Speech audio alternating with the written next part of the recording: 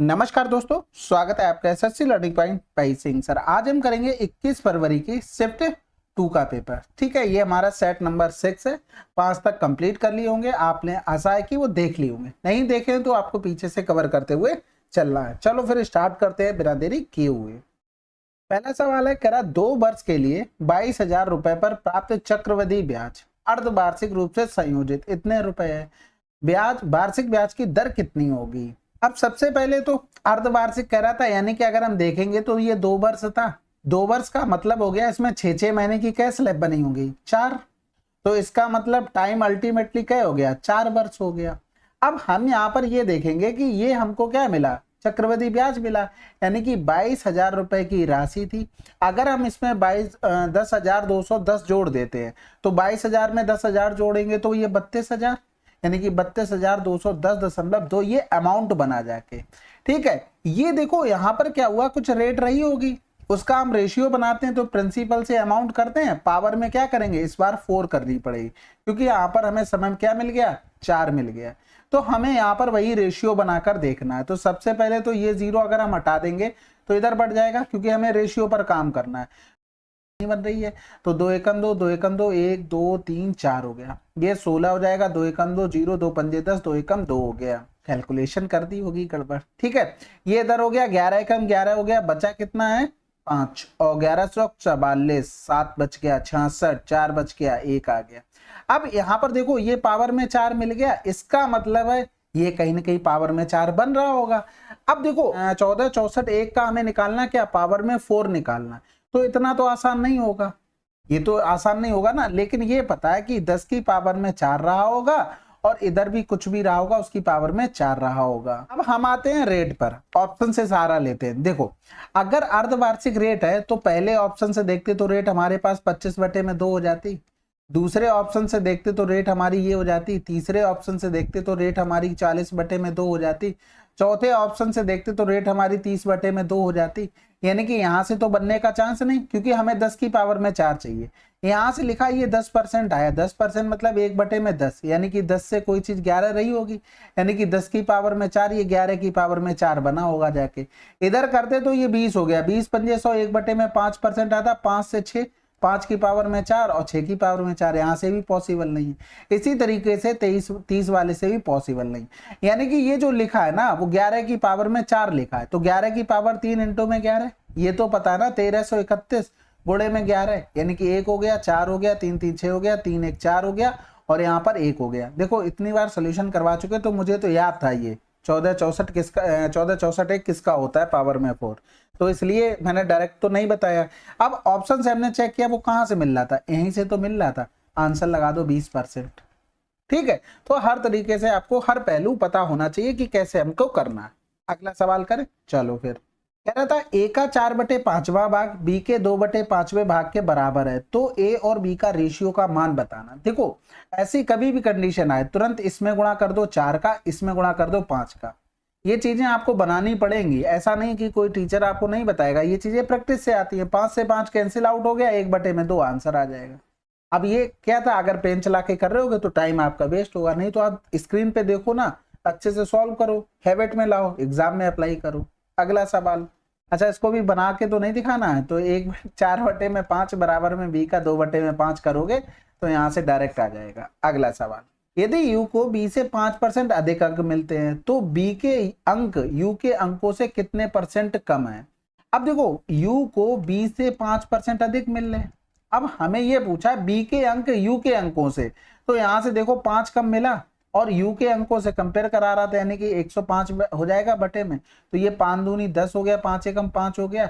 अब यहाँ पर 21 चौक 84 होता है, ऑप्शन में एक ही जगह 4 लिखा था। अगला सवाल, अब इसमें देखो थोड़ा सा दिमाग लगा के ओरल करने की कोशिश करते हैं। 16 दूनी 32, यहाँ पर 200, यानी कि इधर बच गया हमारे पास 4200, और इधर करेंगे तो 4 दूनी 8 हो गया, यानी कि यूनिट डिजिट 8 मिलेगा। और ये हो नहीं सकता क्योंकि 4200 से बड़ा आंसर होगा। 4 दूनी 8 हो गया, 4 3 12 हो गया, इसको जोड़ लोगे आपको आंसर आ जाएगा। अगला सवाल, अब इसको देखो थोड़ा सा इसमें भी दिमाग लगाएंगे। 7 से 2 गया 5, 5 नेम 45, 9 चौक 36 हो गया, 36 में गुणा 6 करेंगे 216 आ जाएगा। इधर 3 2 5 हो गया, 4 4 8 हो गया, यानी कि घटाएंगे तो माइनस का आएगा। 6 से 5 गया 1 हो गया, 11 से 8 गया 3 हो गया, आंसर आपका आ गया।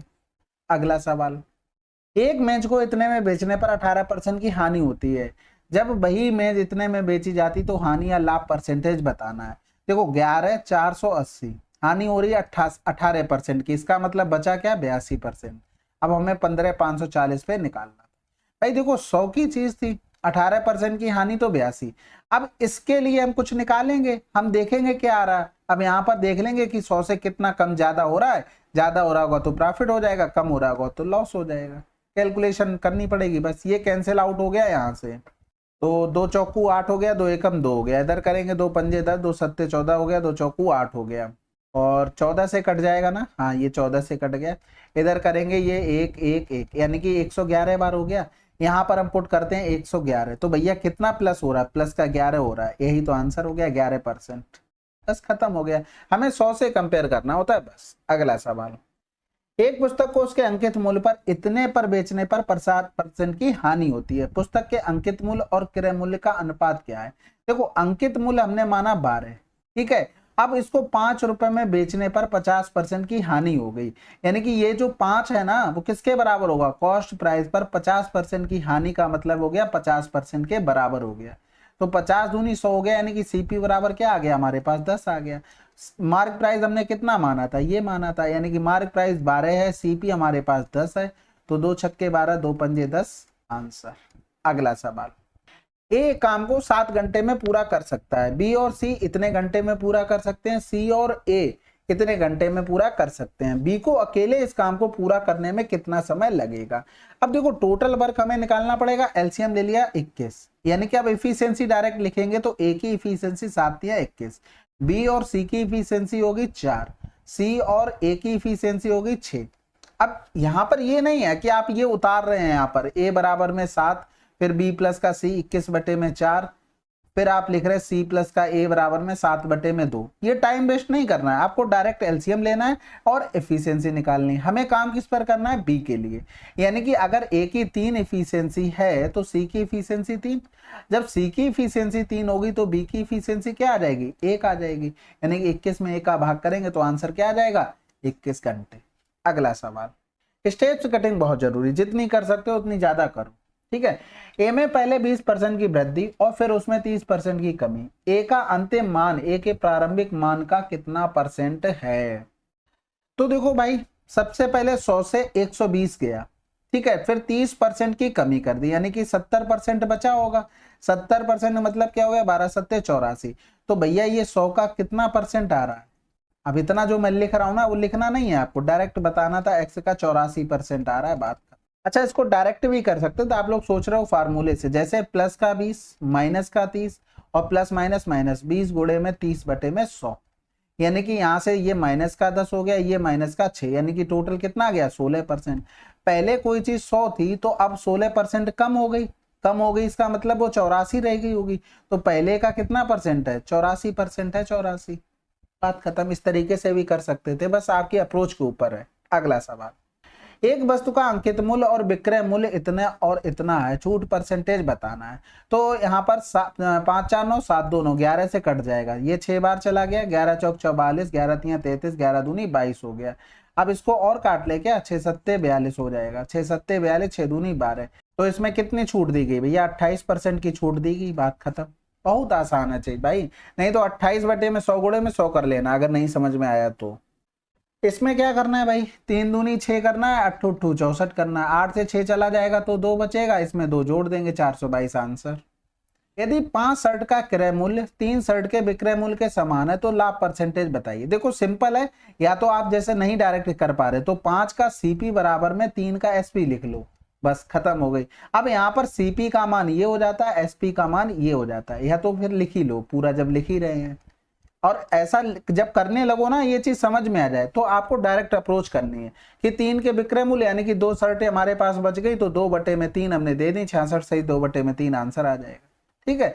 तो आपको अपनी स्मार्ट अप्रोच खुद से बनानी पड़ेगी, सर लोग आपको समझा सकते हैं कि कैसे चलनी है चीजें, लेकिन वो अप्रोच आपको खुद से थोड़ी डेवलप करनी पड़ती है। अगला सवाल, एक घन की भुजा इतनी है, घन का पार्श्व पृष्ठीय क्षेत्रफल कितना है। वो लेटरल सरफेस एरिया पूछ रहा है, टोटल सरफेस एरिया नहीं पूछ रहा है, यानी कि क्या हो जाएगा चारों दीवारों का एरिया, चारों दीवारों के यानी कि 4 दीवारें होंगी तो 4a स्क्वायर, यानी कि 4 गुणे में 14 के स्क्वायर 196, 4 छंग 24, 19 चौक 76, 76 और 2 78, आंसर आ गया।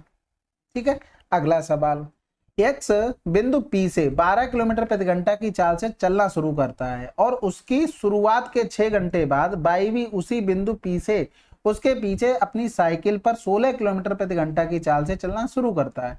बाई एक्स को प्रारंभिक बिंदु P से कितनी दूरी पर मिलेगा? तो देखो सबसे पहले एक चीज देखो, अब भाई यहां से यहां तक की कुछ दूरी हो गई। क्यों हो गई? क्योंकि वो 6 घंटे बाद चला, यानी कि जो 6 घंटे पहले चल चुका है वो 12 चंग 72 किलोमीटर डिस्टेंस कवर कर चुका है। तो ये 72 किलोमीटर डिस्टेंस हो गई यहां से यहां तक। ये पहुंच गया यहां पर कौन? एक्स। फिर बाद में अब चलना शुरू किया बाई ने। मान लो यहां पर पकड़े गए तो यहां से यहां तक एक्स ने अगर टी समय लगाया तो यहां से यहां तक भी आने में किसने? बाई ने भी टी समय लगाया होगा। तो टाइम हमारा कांस्टेंट हो गया, यानी कि अगर हम स्पीड का रेशियो लिखें तो 12 और 16 हो गया। तो डिस्टेंस का रेशियो लिखेंगे वो भी 12 16 रहेगा। हमारे हिसाब से कितना डिफरेंस है? 4 का। क्वेश्चन में कितना डिफरेंस है? 72 का। भाई 72 डिस्टेंस का तो रहा था डिफरेंस। अब हमसे पूछा है बाई एक्स को प्रारंभिक बिंदु कौन पकड़ रहा है? बाई पकड़ रहा है, यानी कि ये बाई का था ये एक्स, तो यानी कि 16 बराबर निकालना होगा। यानी कि इसका कै गुना हो रहा था? 4 गुना। इसका भी 4 गुना कर दें, 4 दूनी 8, 4 सत्ते 28। अब ये रेशियो का तो पता होगा ना, S बराबर में D अपॉन T होता है। जब टाइम कांस्टेंट हो जाए तो S is directly proportional to D होता है, यानी कि अनुक्रमानुपाती, व्युत्क्रमानुपाती नहीं।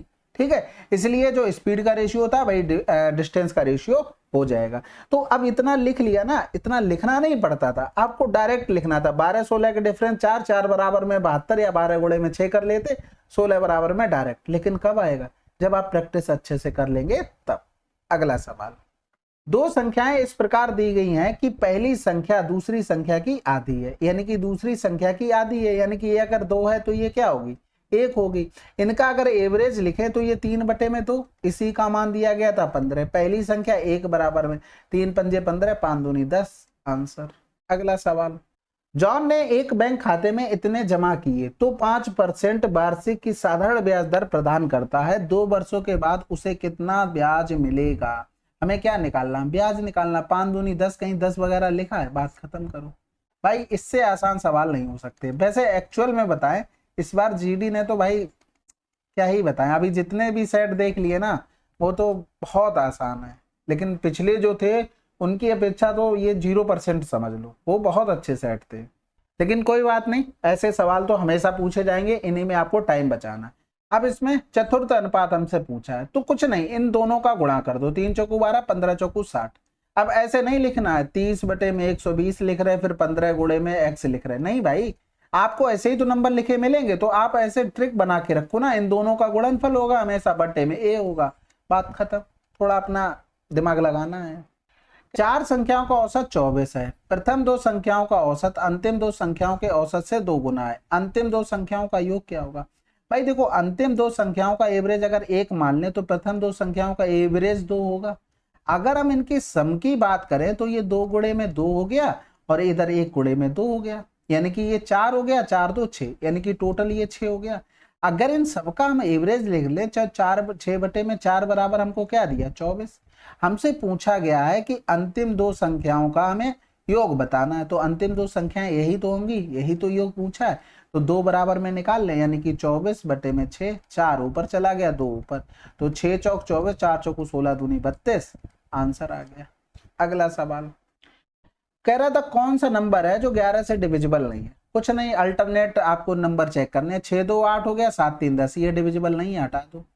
ठीक है, ये 6 2 8 हो गया, 5 3 8 हो गया, डिफरेंस हमारे पास 0 बच रहा है, तो ये 11 का डिविजिबल होगा। भाई अल्टरनेट नंबर हम जोड़ते हैं, उनका डिफरेंस 0 या तो 11 आना चाहिए, तभी हमारा डिविजिबल होगा। अगला सवाल, ए और बी एक काम का 14/3 दिनों में पूरा कर सकते हैं, एक काम को, ठीक है। बी और सी 12/5, सी और ए 16/3। यदि वे तीनों एक साथ काम करते हैं तो वे समान काम का कितना हिस्सा 2 दिनों में पूरा कर लेंगे? तो सबसे पहले तो हमारे पास आता है कि एलसीएम, क्योंकि टोटल वर्क निकालना। अब देखो 16 12 और 14 का एलसीएम, 16 12 का तो आप आसानी से ले लोगे। अब देखो अभी मैं डायरेक्ट कर रहा हूं, मैं समझा दूंगा आपको। 16 12 का एलसीएम क्या हो गया? 48 हो गया। अब 48 तो हो गया, लेकिन यहाँ पर 7 दूनी 14, 2 तो 48 में चला गया लेकिन 7 रह गया, ये टोटल हो गए। अब यहाँ पर a प्लस का b अगर इफिशियंसी निकालें तो यहाँ पर 14 था, 7 दूनी 14 यानी कि इनकी 72 आ गई। b प्लस c का करेंगे तो 12 चौक 48 हो गया, 12 चौक 48, 5 ऊपर चला है, 5 चौक 20, 140 हो गया। और ये c प्लस का a करेंगे तो 16 3 48, 3 का 9, 9 7 63, ये हो गई इफिशियंसी। 3 2 5 हो गया, 7 4 11 और 6 15 हो गया, 11 6 17, हासिल लगा 1 275 हो गया। अब 275 तो हो गया, लेकिन हमें कितने दिनों में काम करना है? 2 दिनों में। तो a प्लस का b प्लस का c इन तीनों की इफिशियंसी 275 बटे में, तो और अगर हम कर देंगे क्या 2 डेज में जितना काम करना है भाई, ये तो दो तीनों की इफिशियंसी हो गई 2 डेज में, यानी कि 2 का गुणा कर देते हैं, इसमें भी 2 का गुणा कर दो, यानी कि 2 दिन में कितना काम कर पाएंगे ये लोग? ये 275 वर्क डन कर पाएंगे। तो 275 बटे में 48 गुणे में 7, ये हमारा आंसर आ जाएगा। अब तो समझ गए होगे ना कि मुझे अभी भी समझाने की जरूरत। देखो हमने क्या किया, 14 12 और 16 का एलसीएम ले लिया, एलसीएम ये आया। उसके बाद सभी का भाग किया, 14 बटे का 3 का इसमें भाग किया, फिर हमने 12 बटे 5 का किया, फिर 16 बटे 3 का किया। उसके बाद इनकी इफिशियंसी निकाल ली, जोड़ लिया, आंसर आ गया। अब यहाँ पर थोड़ा नंबर कैलकुलेटिव टाइप के थे इसलिए इसमें इतना टाइम लगा, नहीं तो बहुत कम टाइम लगता अगर थोड़े इजी नंबर दे देता। तो कोई नहीं, हर तरीके के सवाल मिलेंगे। अगला सवाल, चलिए फिर ये सवाल थे, फिर 20 सवाल। ठीक है, ये थोड़ी शिफ्ट फिर भी अच्छी थी क्योंकि इसमें 2-3 क्वेश्चन आपको अच्छे मिले होंगे। बाकी कोई सजेशन वगैरह हो कमेंट बॉक्स में लिखिएगा, कमेंट बॉक्स हमेशा ओपन रहता है। और मिलते हैं अगले वीडियो में, तब तक के लिए जय हिंद जय भारत।